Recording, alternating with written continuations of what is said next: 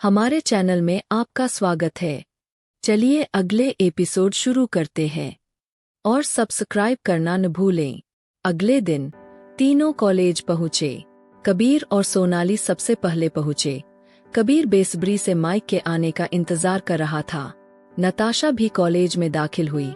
उसके पीछे माइक था, जैसे वह उसका पीछा कर रहा हो।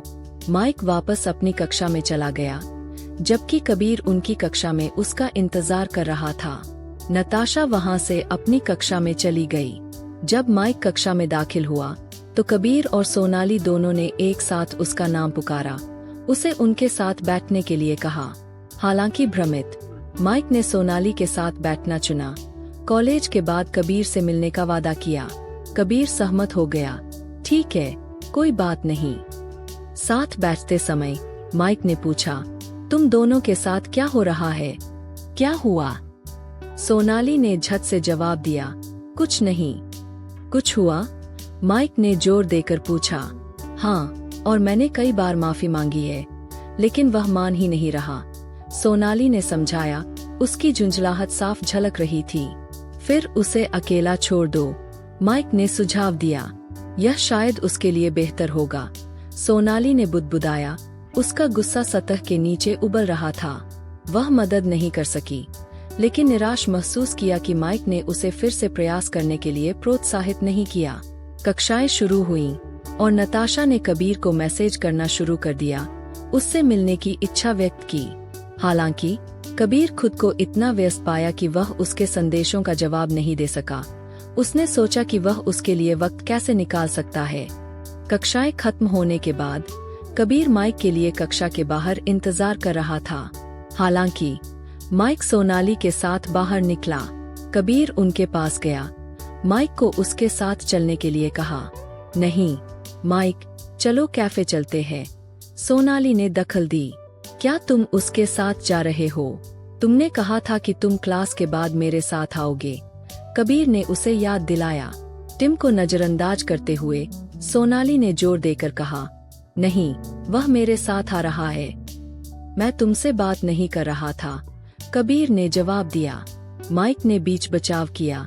चलो यहाँ कोई झगड़ा न करें, चलो यहीं से चलते हैं। कक्षा से निकलने के बाद वे कॉलेज कैफे क्षेत्र की ओर चल दिए। कबीर और सोनाली माइक के पीछे थे। वे एक कोने में बैठ गए और माइक ने उनसे सवाल किया, तुम दोनों क्यों लड़ रहे हो? माइक ने पूछा। कबीर ने जवाब दिया, मैंने तो तुम्हें पहले ही बता दिया था। तो फिर इस झगड़े को अभी खत्म करो। एक दूसरे से माफी मांगो, या सबसे अच्छा उपाय है कि एक दूसरे से दूर रहो, माइक ने सुझाव दिया। मैंने उससे पहले ही कई बार माफी मांग ली है, सोनाली ने जवाब दिया। तुमने बहुत अच्छा किया, कबीर ने व्यंग्यात्मक लहजे में टिप्पणी की। मुझे पता है यह सही नहीं था, लेकिन यह पूरी तरह से मेरी गलती नहीं थी। सोनाली ने अपना बचाव किया। लेकिन इसने मुझे चोट पहुंचाई, कबीर ने जवाब दिया। सोनाली अपनी सीट से उठी और कबीर के पास बैठने के लिए खिसक गई। कबीर, मैं तुम्हें खोना नहीं चाहती। तुम ही हो जिसे मैं सबसे ज्यादा जानती हूँ। मैंने माफी मांग ली है, काफी समय हो गया है। चलो फिर से दोस्त बने। कबीर उसकी बातों पर विचार करते हुए खामोश हो गया। आखिरकार वह बोला, मुझे माफ करो सोनाली, मैं बस चीजों को और जटिल बना रहा था। नहीं कबीर, मुझे माफ करना, ये मेरी गलती थी, सोनाली ने स्वीकार किया। ठीक उसी समय कबीर का फोन घनघनाया।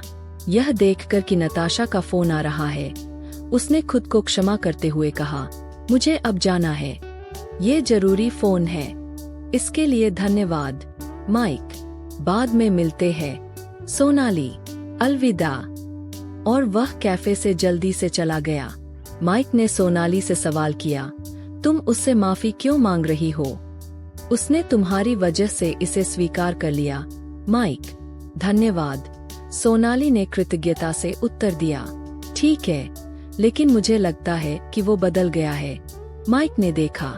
हाँ, वाकई में वह बदल गया है, वरना वह मुझे इस तरह स्वीकार नहीं करता। सोनाली मान गई।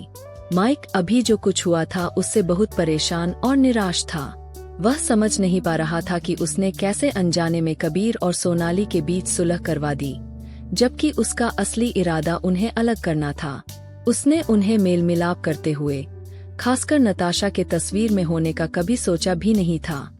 इस बीच सोनाली ने पूछा, क्या आप मुझे कृपया मेरे हॉस्टल तक छोड़ने में कोई दिक्कत महसूस करेंगे? हाँ, ठीक है। माइक ने अनिच्छा से सहमति जताई। वे दोनों साथ में कैफे से निकल गए। इस बीच कबीर नताशा से फोन पर बात कर रहा था। मैंने तुमसे कहा था, मैं तुमसे मिलना चाहता हूँ, नताशा ने जोर दिया। नताशा, मैं समझता हूँ कि तुम अभी कैसा महसूस कर रही हो, कबीर ने जवाब दिया। कोई बहाना नहीं सुनना चाहता, कबीर, नताशा ने दृढ़ता से कहा। ठीक है, मैं तुमसे मिलूंगा, लेकिन आज नहीं, कबीर ने वादा किया। कबीर, नताशा ने आह भरी। कृपया नताशा, मैं इसे जल्द से जल्द सुलझा लूंगा, कबीर ने विनती की। ठीक है, लेकिन जितना जल्दी हो सके करो, नताशा ने माना। और यहाँ एक अच्छी खबर है, सोनाली और मैं फिर से बात कर रहे हैं। हमारी लड़ाई खत्म हो गई है, कबीर ने खुलासा किया। मुझे समझ नहीं आ रहा है, नताशा ने उलझन में जवाब दिया। हमने माइक को हमारे झगड़े को सुलझाने में हेरफेर किया, कबीर ने समझाया। क्या तुमने उसकी प्रतिक्रिया देखी? नताशा ने पूछा। नहीं, मैं तुम्हारी कॉल लेने के लिए दौड़ गया, कबीर ने स्वीकार किया। अच्छा हुआ, लेकिन हमारा क्या? नताशा ने पूछा। बस थोड़ा और वक्त, कबीर ने उसे आश्वासन दिया। ठीक है, लेकिन जल्दी करो, नताशा ने आग्रह किया। हाँ, ध्यान रखना, अलविदा, कबीर ने फोन कटने से पहले विदा ली। रात को फोन बंद करने के बाद कबीर को एक अज्ञात नंबर से एक अप्रत्याशित कॉल आया। यह सोचकर कि उस वक्त कौन फोन कर सकता है, उसने झिझकते हुए उत्तर दिया, केवल यह जानने के लिए कि यह फोन करने वाला नताशा का पिता था। हाय कबीर, आप कैसे हैं? नताशा के पिता ने उसका अभिवादन किया। अच्छा हूँ, वहाँ सब कैसा है? कबीर ने सतर्कता से जवाब दिया। मैं नताशा का पिता बोल रहा हूँ, नताशा के पिता ने स्पष्ट किया। ओह, नमस्ते चाचू, कबीर ने विनम्रतापूर्वक जवाब दिया। आपकी पढ़ाई कैसी चल रही है? नताशा के पिता ने पूछा। अच्छा है, कबीर ने अप्रत्याशित फोन कॉल से थोड़ा घबराया हुआ महसूस करते हुए जवाब दिया। मैं सोच रहा था कि क्या आप कल रात के खाने के लिए आ सकते हैं? नताशा के पिता ने उसे आमंत्रित किया। ठीक है, मैं वहां आऊंगा, कबीर ने माना। यह सुनकर थोड़ा राहत महसूस कर रहा था कि नताशा की माँ छुट्टियों पर बाहर है। कोई बात नहीं, उसकी माँ छुट्टियों पर है, वह यहाँ नहीं होगी, नताशा के पिता ने उसे आश्वस्त किया। कबीर हंसे और जवाब दिया, ठीक है, धन्यवाद चाचू, और अपने दोस्त को भी ले आओ। उसका क्या नाम था? सोनाली, नताशा के पिता ने कहा। हाँ, सोनाली, मैं उसे अपने साथ लाऊंगा, कबीर ने पुष्टि की। ठीक है, धन्यवाद, नताशा के पिता ने फोन रखने से पहले कहा। कबीर को राहत मिली कि उसे अब नताशा से मिलने के लिए बहाने नहीं बनाने होंगे। इस बीच हर रोज माइक से बातचीत करने के कारण नताशा तनावग्रस्त थी। अगले दिन नताशा ने सुबह कबीर को फोन करने की कोशिश की, लेकिन उसके बजाय उसे मैक्स का फोन आया। हे, गुड मॉर्निंग नताशा, माइक ने उसका अभिवादन किया। गुड मॉर्निंग, नताशा ने जवाब दिया। चिड़चिड़ाहट महसूस कर रही थी, लेकिन इसे व्यक्त करने में असमर्थ थी। मैं आपको कुछ बताना भूल गया, माइक ने जारी रखा। यह क्या है? नताशा ने पूछा। उसकी झुंझलाहट बढ़ती जा रही थी। कबीर और सोनाली फिर से साथ है, माइक ने उसे सूचित किया। सच में? नताशा ने आश्चर्य से कहा। हाँ, मैंने उन्हें कल साथ देखा था, माइक ने पुष्टि की।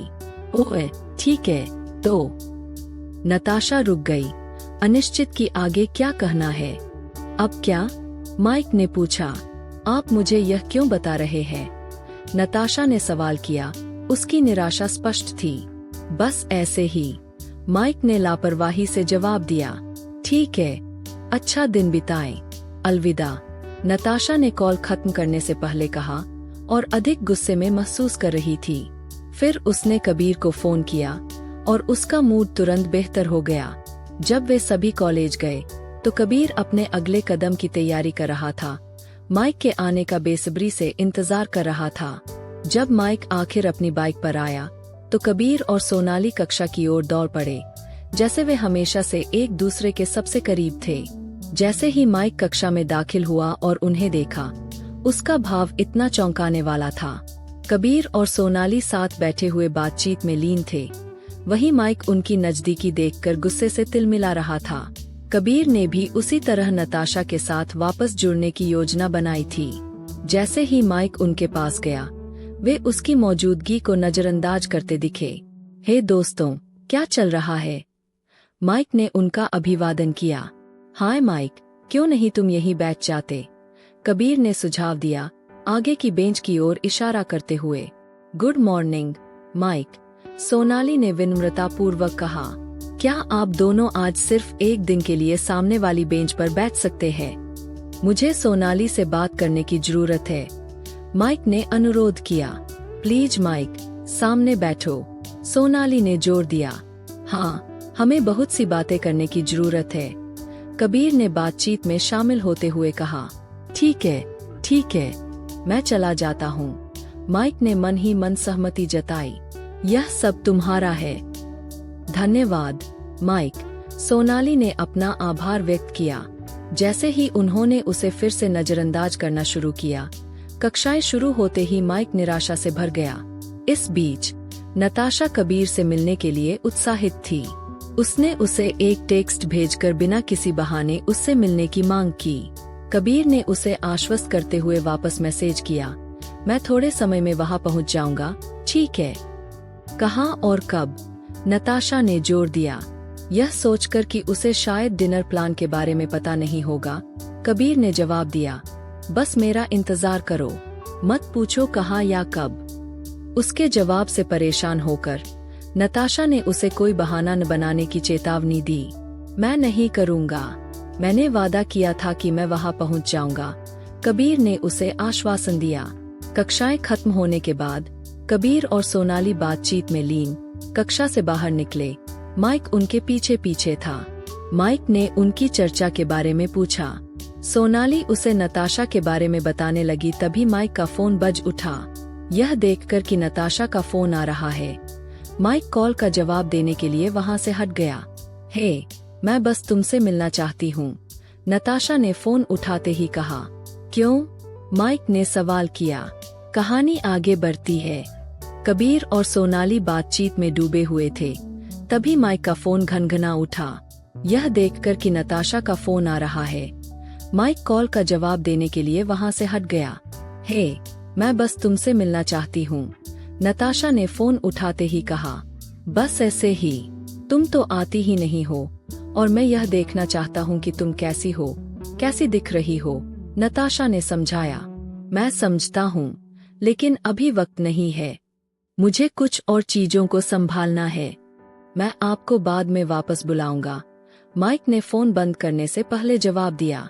फोन काटने के बाद माइक घूमा तो देखा वहां कोई नहीं है। उसने सोनाली और कबीर को ढूंढा, लेकिन वे पहले ही निकल चुके थे।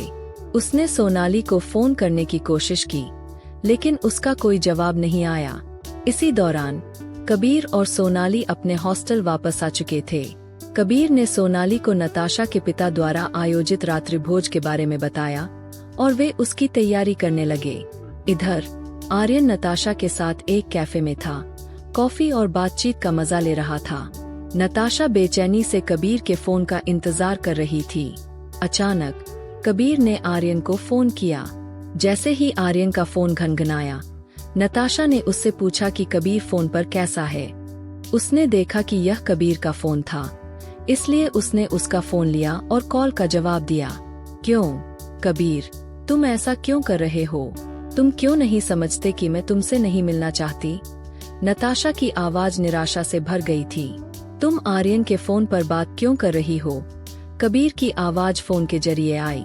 तो यही तुम्हारी समस्या है, नताशा ने जवाब दिया। उसकी चिड़चिड़ाहट साफ झलक रही थी। कबीर ने पूछा, मेरा मतलब है, तुम कहाँ हो? क्या तुम आर्यन के साथ हो? नताशा की आवाज सख्त हो गई। कबीर, प्लीज, मुझसे बात मत करो। अचानक कबीर की आवाज नरम हो गई। ठीक है, मुझे माफ करो, लेकिन मैंने तुमसे वादा किया था कि मैं तुमसे मिलूंगा, तो जरूर मिलूंगा। लेकिन कब? नताशा ने जोर दिया। बस थोड़े समय के लिए रुको। कबीर ने उसे आश्वासन दिया। कुछ देर रुकने के बाद नताशा ने बोलना जारी रखा। ठीक है, अगर तुम आज मुझसे नहीं मिलोगे तो मैं जरूर मिलूंगा। नताशा, कबीर ने बीच में ही टोक दिया। क्या तुम अब आर्यन को फोन दे दोगी, कृपया? नताशा ने फोन आर्यन को थमा दिया। उसके बाद कबीर ने उससे बात की। आर्यन, सुनो, आज तुम्हें हमारे साथ आना है। कहाँ? आर्यन ने पूछा, और कबीर ने उसे रात्रि भोज की योजना के बारे में बताया। आर्यन तैयार हो गया। फोन कटने के बाद नताशा ने उससे पूछा, क्या हुआ? तुम किस बारे में बात कर रहे हो? आर्यन ने जवाब दिया, वह वाकई तुमसे मिलने की योजना बना रहा है, तो अब शांत हो जाओ। वे कैफे से निकले और नताशा ने माइक को उसकी बाइक पर देखा, उसका पीछा करते हुए। उसने उसे देखा, लेकिन वह उसे नजरअंदाज करने लगा। नताशा घर गई, आर्यन को उसके स्थान पर छोड़ दिया। इस बीच कबीर रात के खाने की योजना बना रहा था और वे उसके लिए तैयार हो रहे थे। शाम को सोनाली और कबीर नताशा के पिता के लिए कोई उपहार लेने के लिए एक उपहार की दुकान पर गए। माइक भी वहीं था। उसने उन्हें उपहार की दुकान के बाहर देखा और अचानक उनसे संपर्क किया। माइक, तुम दोनों यहाँ क्या कर रहे हो? वे चौंक गए। सोनाली, हाय माइक, तुम क्या सोचते हो? लोग यहाँ क्यों आते हैं? कबीर, वैसे तुम भी यहाँ क्या कर रहे हो? माइक, मैं बस घूम रहा था। कबीर, ओह, तो हम मेरे चाचा के लिए एक उपहार ले रहे हैं। मुझे क्या लेना चाहिए? माइक, क्या तुम्हारे चाचा अमीर है? कबीर, वह नताशा के पिता है, और हाँ, वे अमीर है। वह सोच रहा था, क्या वे वाकई अमीर है? अचानक कबीर, वास्तव में वह मेरे पिता के सबसे अच्छे दोस्त है। तो माइक, ठीक है, तो उनके लिए कोई उपहार मत खरीदो, बस उन्हें कुछ सुंदर फूल दें। सोनाली, यह अच्छा विचार है। कबीर, ठीक है, सलाह के लिए धन्यवाद। और वे फूलों की दुकान पर चले गए। उन्होंने कबीर के चाचा के लिए फूल चुने। माइक ने उससे पूछा, माइक, और क्या तुम नताशा के लिए कुछ नहीं लेना चाहते? कबीर, माफ करना, लेकिन वो मेरी दोस्त या कुछ नहीं है। माइक, क्यों, क्या हुआ? कबीर, यह एक लंबी कहानी है, मैं तुम्हें किसी और समय बताऊंगा। सोनाली, हमें देर हो रही है। कबीर, क्या अब चलें? कबीर, हाँ, चलते हैं। सोनाली, बाय माइक, कल कॉलेज में मिलते हैं। माइक, ठीक है, बाय। जब वे टैक्सी में बैठे, सोनाली ने सवाल किया, क्या तुमने नताशा के लिए कुछ लेना याद किया? कबीर ने जवाब दिया, हाँ, लिया। जिज्ञासावश सोनाली ने पूछा, क्या है? कबीर ने समझाया, यह उस फूलों के गुलदस्ते का ही एक हिस्सा है। गुलदस्ते में लाल फूलों को देखकर सोनाली ने टिप्पणी की, आह, समझ गई, लाल। हो। कुछ ही देर बाद वे नताशा के घर पहुँचे और उसके दरवाजे पर खड़े हो गए। कबीर के प्रति नताशा का गुस्सा साफ था। रात हो चुकी थी और उसने उसे फोन भी नहीं किया था। निराश होकर उसने कबीर का नंबर डायल किया और उसने फोन का जवाब दिया। नताशा, तुम्हें क्या हो गया है? मैंने जो कहा, मैं तुम्हें मार डालूंगी और मैं करूंगी भी। अचानक कबीर ने जोर देकर कहा, देखो, मैं अभी बात नहीं करना चाहता, बस आओ और दरवाजा खोलो। उसने दरवाजा खटखटाया। घबराई हुई नताशा ने जवाब दिया, तो अब तुम मुझसे बात नहीं करना चाहते? जरा रुको, तुमने क्या कहा? उसने दरवाजे की घंटी बजते हुए सुनी। कबीर के व्यवहार में अचानक बदलाव और दरवाजे की घंटी की आवाज से वह परेशान थी और समझ नहीं पा रही थी कि आखिर हो क्या रहा है। सुनने के लिए शुक्रिया। आगामी एपिसोड के लिए सब्सक्राइब करना ना भूलें।